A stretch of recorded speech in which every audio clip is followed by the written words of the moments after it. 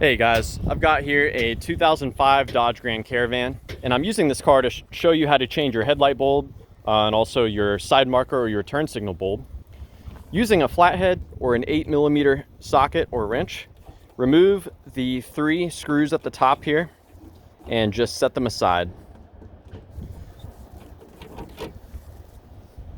I've pre-loosened them so you guys don't have to sit here and watch me fully remove them. So we set these aside here. Now there's a handle here that sometimes breaks off, but basically you want the assembly to come out through the side.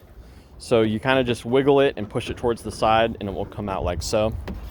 So this will expose the back of the headlight assembly. This one here for the turn signals, you do not have to mess with this connector here. You just have to rotate this piece counterclockwise. And the bulb is missing on this one, but it just inserts straight into here. You'll want to inspect the contacts here before you install the new bulb. Actually, here's the bulb here. So yeah, again, this bulb is just held in with tension. And it's hard for me to do one-handed, but just clicks in like so. And when you reinstall it, put it like that and lock it in place. Now your headlight bulb here, pretty similar. There's a collar that you rotate counterclockwise.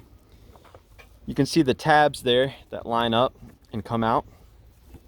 And at this point, just wiggle the whole thing and it will come right out. There's an O-ring on the bulb that applies some tension.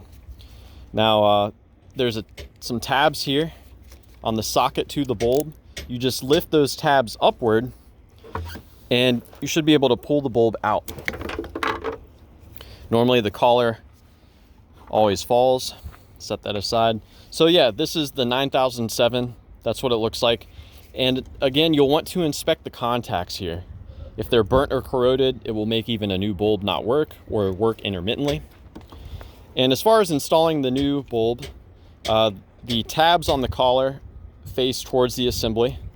You'll want to be careful to not touch the glass. Touching the glass can put oils on it and lead to premature failure. When you reinstall it, you want to push this in as much as you can. There's that O-ring there that's going to give you some tension, but you push that on there. And let's see, the collar slipped past the connector, unfortunately. There we go.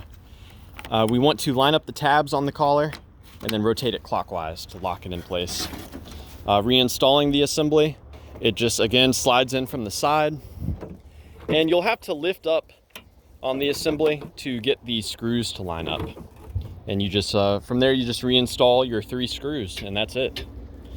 I hope this information was helpful. I do want to chime in and mention there are no fuses for these lights. They're powered directly by the front control module. So yeah, thanks for watching. Please let me know if you have any questions, or more importantly, chime in below if you have any advice about troubleshooting the headlights or the turn signals on your Dodge Grand Caravan.